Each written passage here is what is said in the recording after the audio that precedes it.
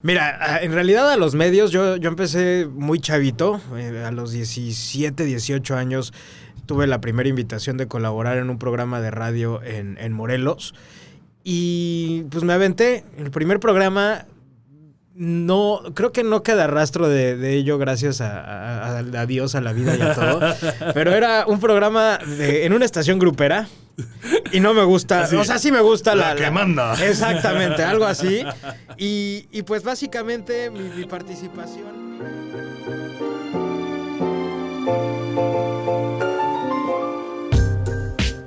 Hola, ¿qué tal? Mi nombre es Carlos y estamos en el podcast ¿Todo qué? Y el día de hoy tenemos un personaje súper importante aquí en nuestro estado, que es Jorge Bertelli. ¿Cómo estás, Carlos? Gracias por la invitación. Muy bien, Jorge. Aquí ya más o menos platicamos de todo lo que vamos a hablar y la verdad estamos muy interesante porque quiero hablar de tantos temas que en realidad no hemos podido compartir en este podcast, sí. Pero sé que contigo vamos a desarrollarlos y vamos a hablar mucho, ¿vale? Claro que sí. Digo, no sé si todavía soy importante, pero sí interesado. Esa sí es la realidad. Interesado de lo que sucede en mi país y en mi ciudad, sí, claro.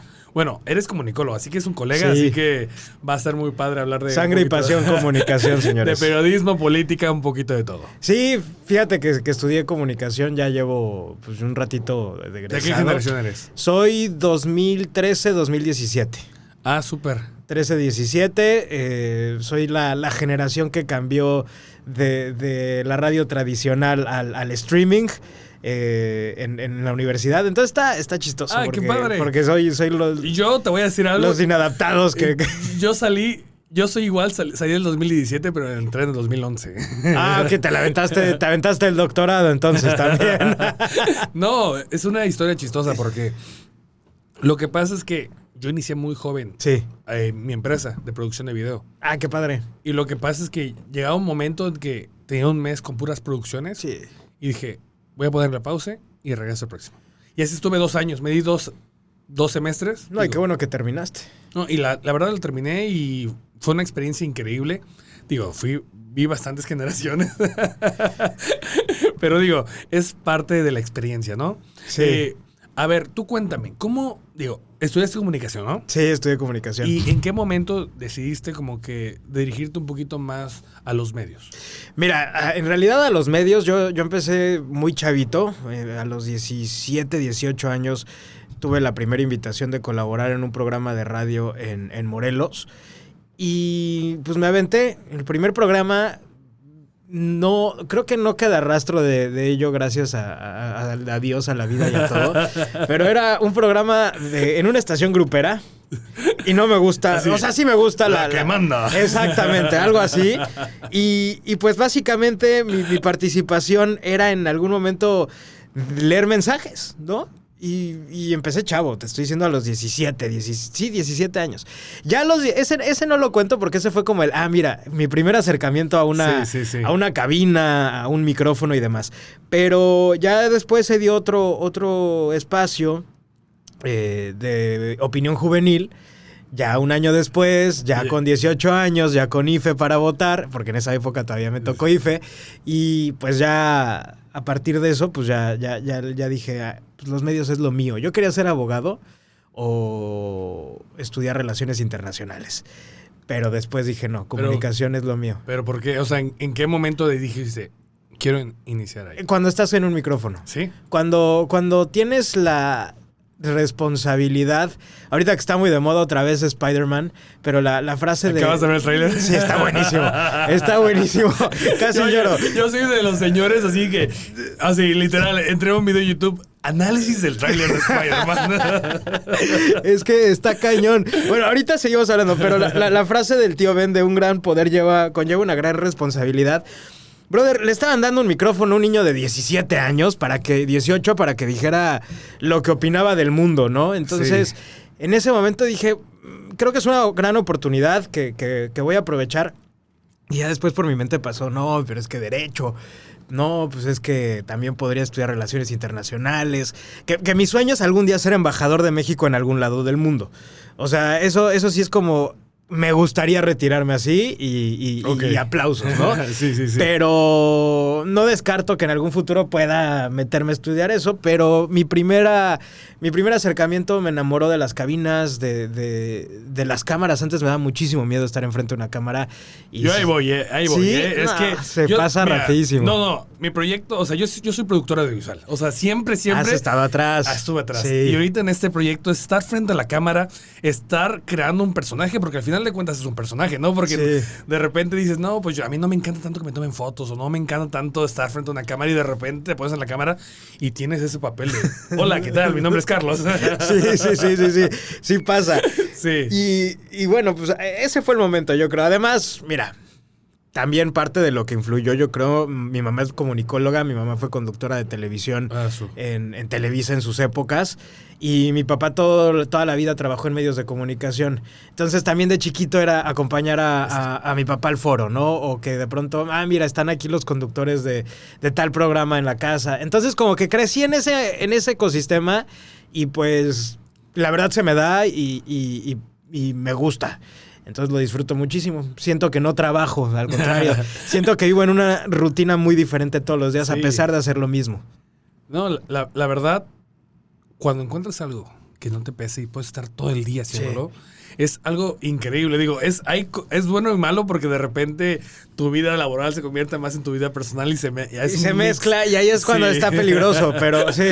Sí. Pero bueno, estamos hablando de que desde muy pequeño te empezó a interesar todo lo relacionado al periodismo, a la locución. Pero, seamos honestos, en Quintana Roo, para estudiar esto, es una problemática. O sea... ¿Crees? O sea... ¿Cómo creo? O sea, yo creo que la oportunidad no es tan fácil como estar en Ciudad de México. Pues mira, yo tomé la decisión, mira, acabas de tocar un tema central. Yo estaba inscrito ya en el SEC del Pedregal, una escuela de ciencias el Centro de Estudios de Ciencias de la Comunicación. Es una escuela basada para medios de comunicación, para creación de contenido y demás. Y yo ya estaba feliz estaba inscrito. Le mando un fuerte abrazo a Chucho, el director. Estábamos en pláticas ya también de cuándo empezábamos y demás. Y de pronto le hablan a mi papá, de aquí de Cancún, y le dicen, oye, pues en esa época mi papá ya había dejado los medios y empezamos a vivir de la patada, porque vivíamos del fútbol. Entonces él se lo trae el Atlante a Cancún. Tu papá llegó por eso. Llegamos a Cancún por el glorioso potro del Hierro del Atlante. Yo lo voy a Pumas, pero quiero al Atlante. No, pues y yo comer. Sí. Y de ahí se lo trae mi papá estaba en Pumas, se lo trae a Atlante y me dice, acompáñame a Cancún. Vente de vacaciones, acompáñame a ver. Obviamente, pues cuando te quedas sin chamba y te ofrecen una chamba, pues la tomas, ¿no? O sea, y mi papá dijo, pues déjame ver cómo está Cancún, qué tal nos podemos arreglar, ver casas y demás. Y en eso yo llego a Cancún, empiezo a verla, llego por la Colosio, y empiezo a ver las universidades. Y dije, pues aquí están varias universidades que conozco de México, y pues ¿por qué no vemos universidades de una vez, pa? ¿No? Me dijo, bueno, pues venimos este fin de semana, vemos qué onda, y si nos da tiempo vemos universidades. Pues llego a la universidad en la que estudié, y de pronto entro y le digo, oye, ¿cuántos son en la carrera? No, me dice, pues en tu generación van a ser 30. Bro, en el SEC yo tenía 155 compañeros de mi generación. ¿En serio? El propedéutico del SEC éramos casi toda la escuela. Y entonces era, oye, y por ejemplo, si yo quiero rentar una DSLR o préstame una P2, imagínate, ¿no? O sea, la Panasonic. Préstame una P2 o préstame la cabina de radio.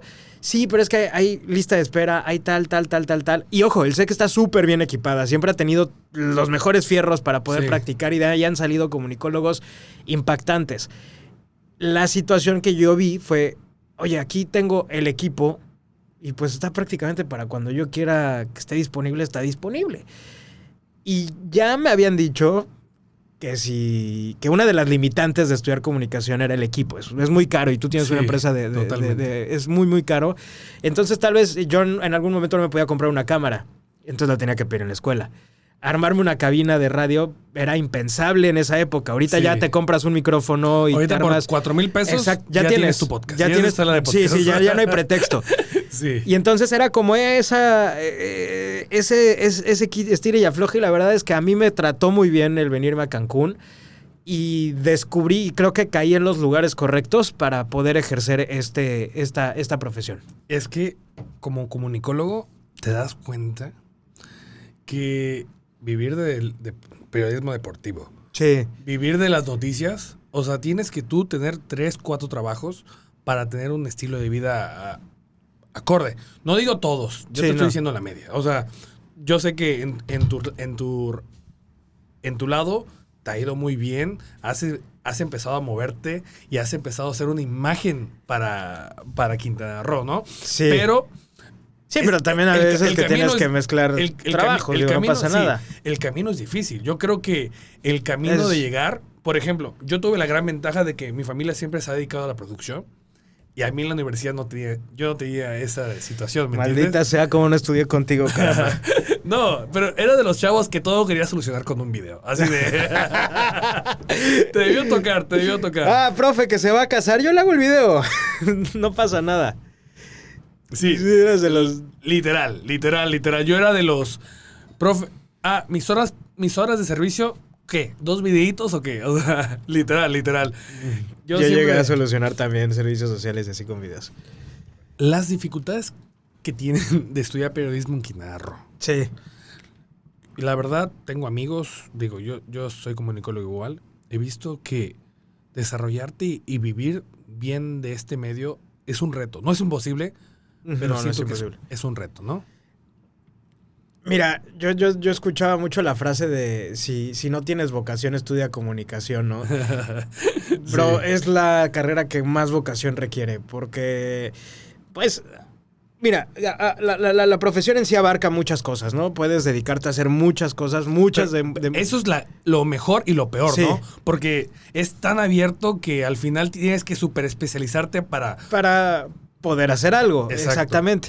Pero también si llegas en este punto que creo que todos en nuestra carrera profesional hemos caído en pues sí, dedicarnos, pero realmente necesitamos de una solvencia económica más fuerte, te da chance de desempeñarte en otro tipo de ambientes y demás. Sí es difícil, no es imposible, y creo que Cancún, sobre todo, si lo centramos a nuestra ciudad, es una ciudad muy joven. Es una ciudad que muy seguramente en unos 10 años va a ser una metrópoli importante para México, como lo es Guadalajara, como lo es Monterrey, como lo está haciendo Querétaro y desde luego la Ciudad de México. Pero bueno, si sacamos a la Ciudad de México aparte, creo que Cancún está teniendo todos los elementos para poder empezar a diversificar su economía, para poder hacer planes de desarrollo a futuro que involucren más a nuestro medio, porque lo tienen que involucrar, porque es después del turismo, indudablemente después vienen las producciones audiovisuales.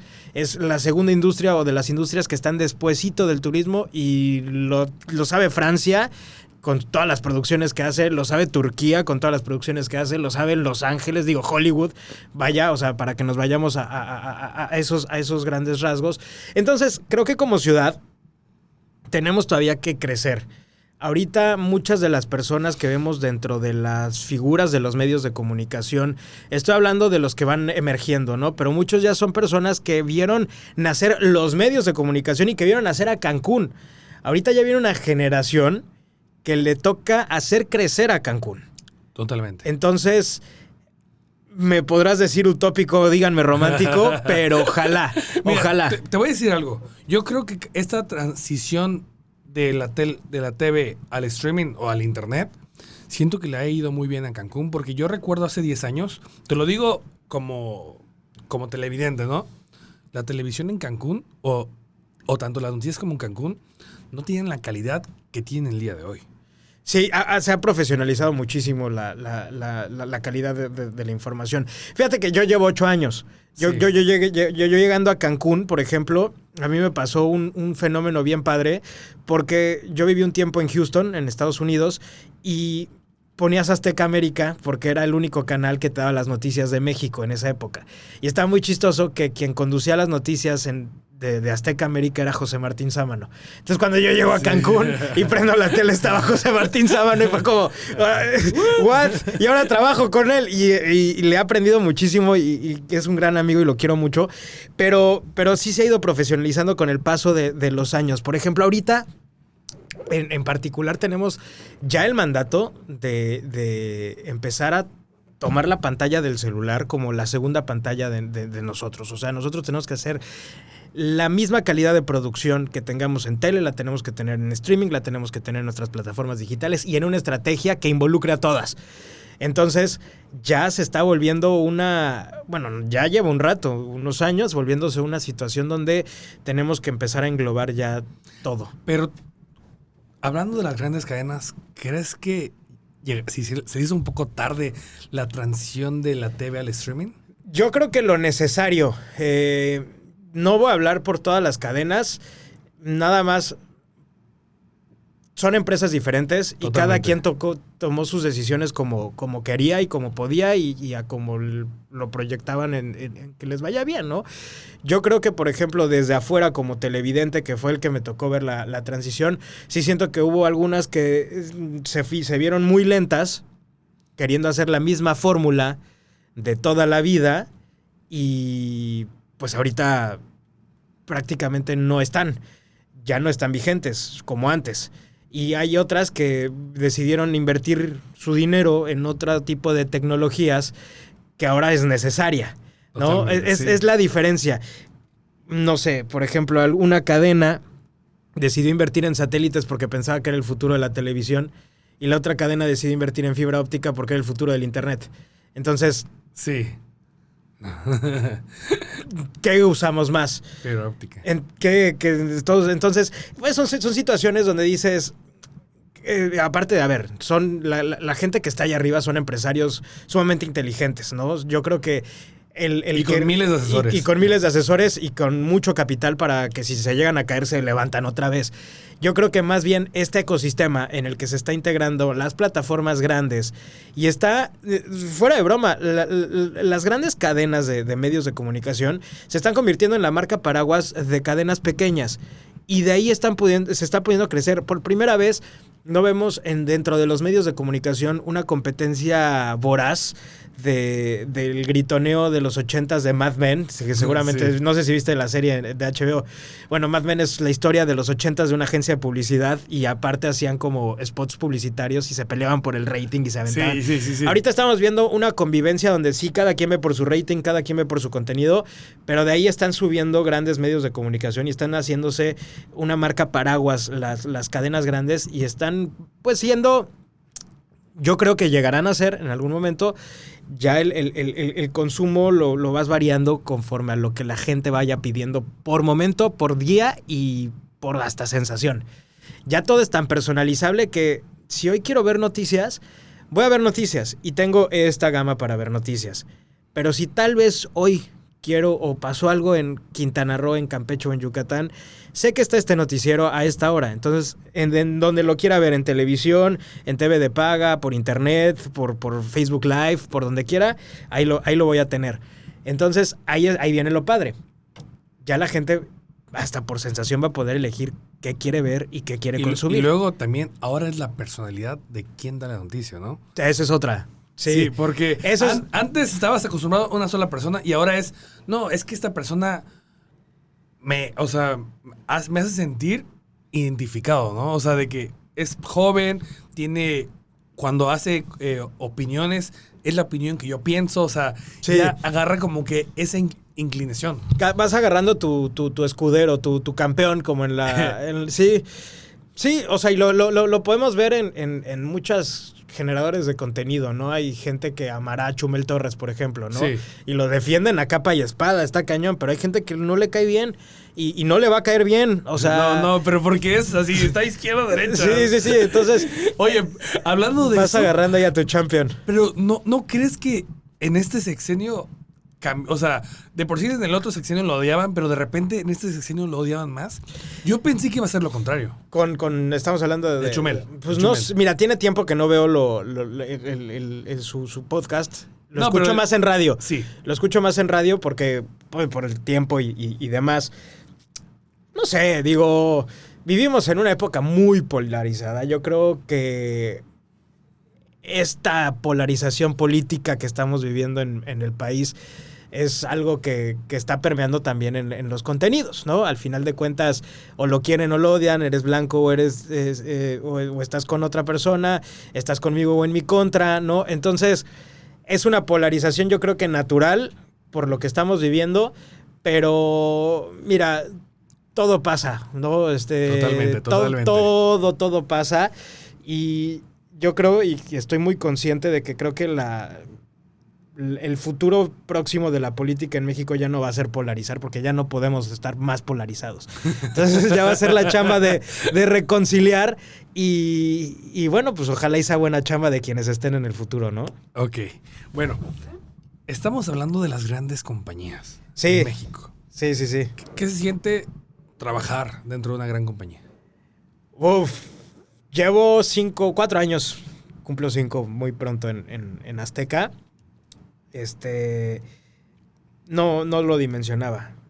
Yo cuando entré, al principio como que dije, estoy en TV Azteca, y cuando de pronto te hacen, o haces tu primer visita a la Jusco, aunque yendo a la de aquí, yo decía, mira qué padre. Y en eso era, espérate, se están generando este grupo de 50 personas que éramos en esa época, estamos generando 8 producciones diarias. Y decía, o sea, esto está cañón, ¿no? O sea, y de pronto te vas y vas viendo, y ya no hacen 8, pero hacían 4, y después no hacían 4, pero hacían otras más largas y otras más cortas. Y decías, este grupo, o sea, ¿de dónde sale toda esa infraestructura? Y cuando vas conociendo cómo funciona TV Azteca, a diferencia de otros medios, creo que es un poco más protocolaria, pero creo que ese protocolo es necesario porque somos muchísimos colaboradores, o sea, y si no tienes estos protocolos bien definidos, puedes llegar a verte afectado en alguno. Es que como televidente no te das las dimensiones de qué tan difícil es hacer una producción y más en vivo. Sí, es sumamente difícil. Por ejemplo, yo pensaba en algún momento cuando me dicen, no, pues te invitamos de conductor, que hice el casting, quedé en el casting, fue como... Tuve una plática en la que en aquel entonces el productor general Charlie Vadillo, también le mando un abrazo, me decía, pues estás entrando ya a una empresa grande y pues nada más dimensiona que lo que salga de tu boca va a ser... Lava. O sea, va a ser lava, exactamente, o se petrifica y camina sobre ella, o te va a quemar. Entonces, eso fue como... me lo dijo en otras palabras. Regresa el dicho del tío Ben. Sí, regresa el dicho del tío Ben. Tengo una anécdota muy, muy padre. Pero bueno, ahorita la cuento. Va. Y bueno, fue cuando me cayó el 20. Y la segunda vez que me cayó el 20 fue cuando mi primera nota se fue a Televisión Nacional.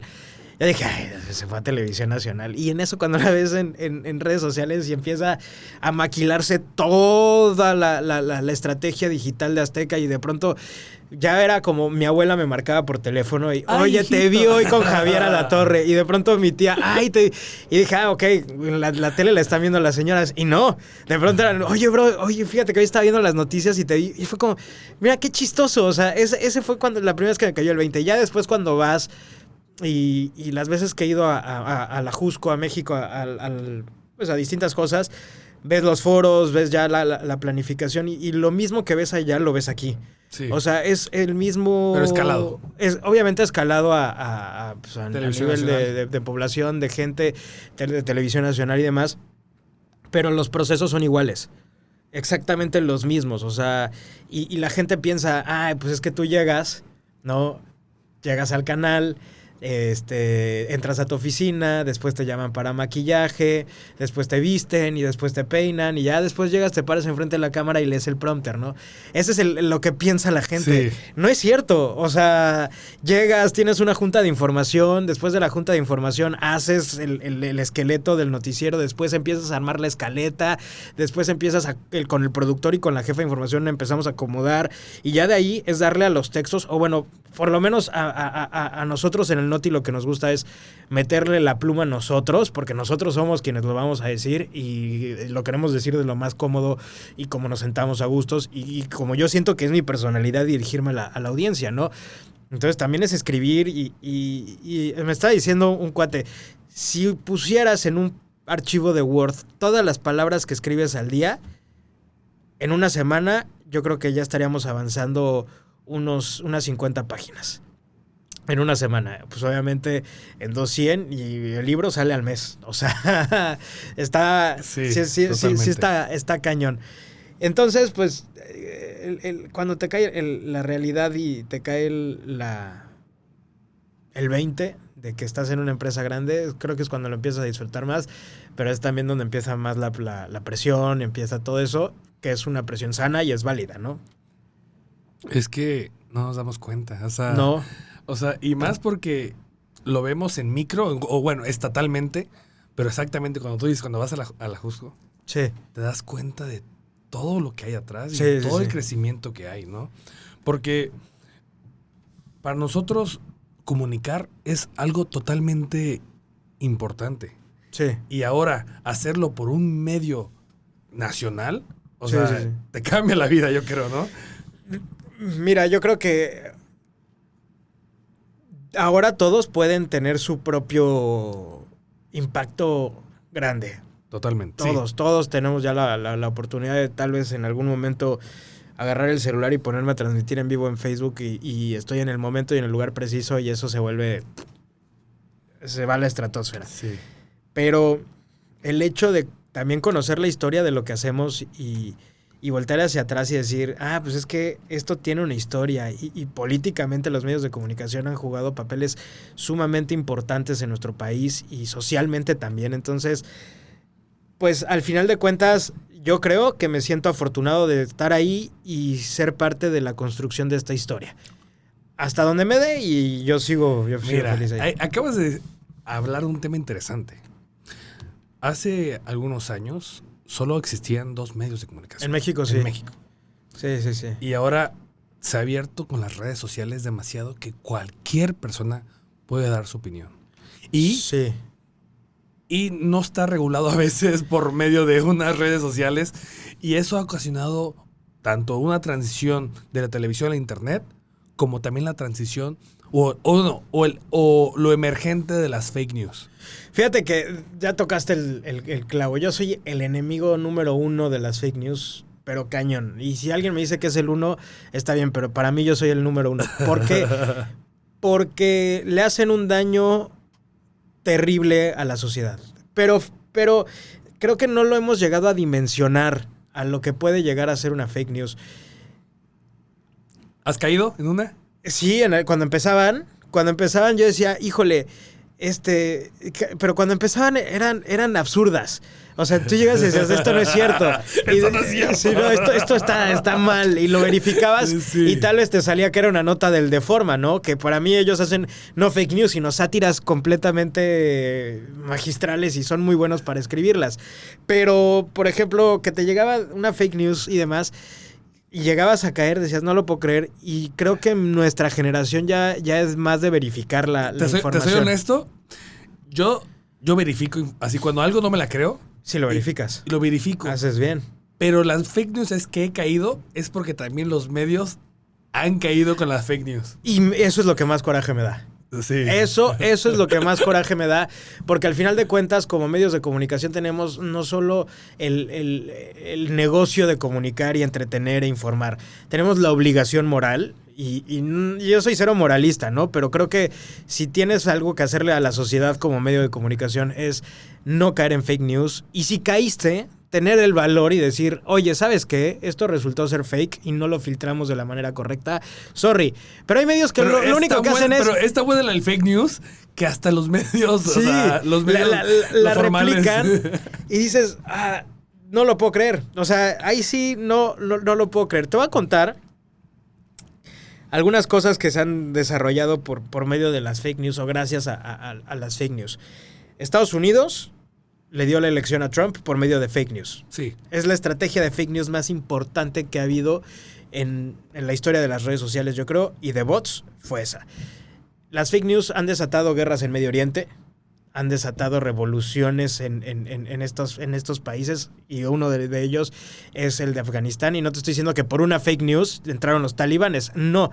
Pero al final de cuentas, parte de la estrategia de miedo de Estado Islámico para las fuerzas occidentales dentro de Afganistán fueron por medio de fake news.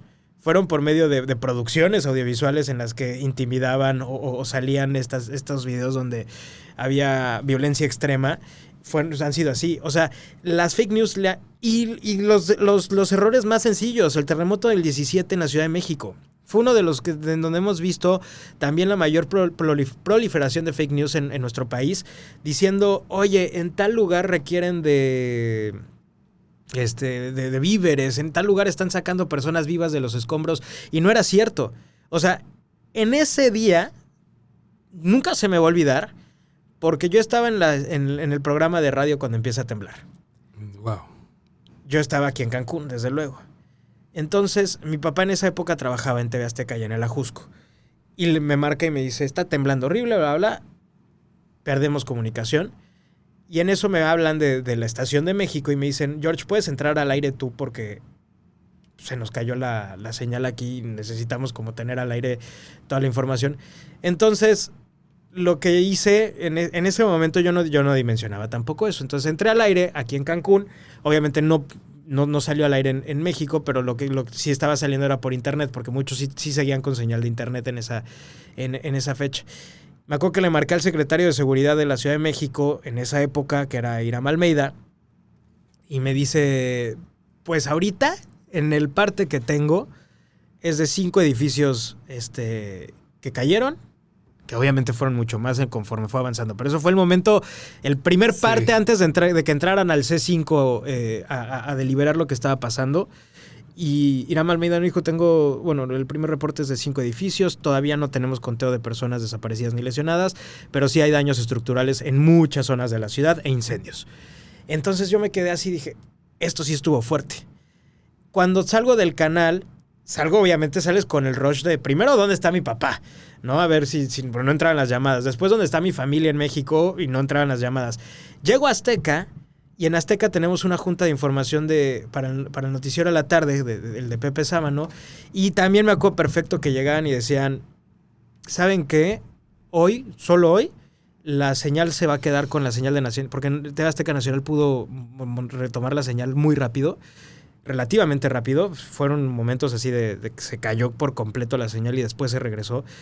Y obviamente se quedaron con las noticias y con las noticias, con las noticias. Y lo que vimos los medios de comunicación de otros estados en lo que podíamos ayudar era en validar información. Porque te metías a Twitter y la cantidad de información falsa era mala, y aparte en mala onda.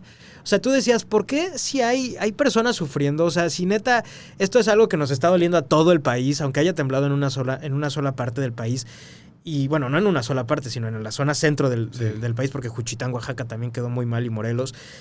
¿Por qué se está dando esto? Y lo peor, la gente compartiéndolo, ¿no? A mí me llegaban ya después cadenas de mi familia, de mis tías, compartiendo cosas falsas. Y lo peor, que se hayan inventado por ahí historias falsas también. No voy a decir nombres ni nada, pero vaya, o sea, ese fue uno de las grandes crisis de información falsa que tuvimos en el país, que yo creo que de ahí ya hemos aprendido mucho y hemos ya tenido generado en nosotros la importancia de verificar la información antes de compartirla. ¿Tú qué crees que tenga que hacer, pues no sé si tenga la obligación el gobierno o el país, sobre delegar o administrar o... Yo no se la daría al gobierno. No. Eso no se la... No, ¿por qué? No, o sea, no, ¿por qué no. al gobierno le voy a dar la facultad de que me diga qué es cierto y qué es falso? Si al final de cuentas, nosotros como medios de comunicación tenemos la obligación de cuestionar lo que es cierto y lo que es falso. Oye...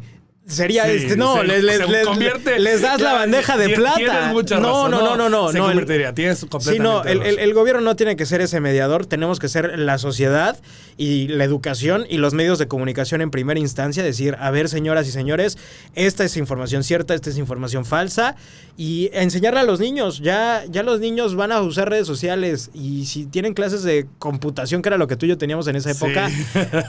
oye, hijo, pues ahora vas a tener que aprender a distinguir entre lo que es verdadero y entre lo que es falso. No, y creo que lo parte de ser nuestra generación es que vivimos esa parte todavía Sí. de ser niño. O sea, de poder disfrutarlo sin tener un Sí. teléfono en la mano.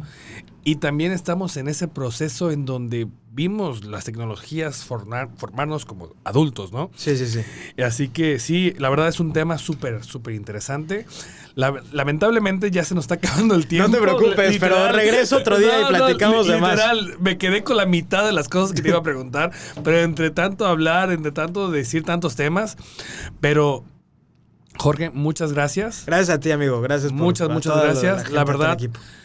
aprendí mucho. Yo también. Es parte de todo eso, aprendí mucho, vimos temas muy interesantes. Me hubiera gustado un poquito hablar más de nuestro estado, de lo que ves en la comunicación. Lo agendamos después. Pero lo agendamos para la segunda temporada, que va a haber también ciertos puntos diferentes y me gustaría hablar ya de temas en específico. Sí. ¿Va? Sí, pues sí. bueno, eso fue todo que en Éxodo Media. Muchas gracias, amigo, por ser parte, un invitado increíble. No, gracias a ti y a todos. Así que muchas gracias a todos. Cuídense, amigos.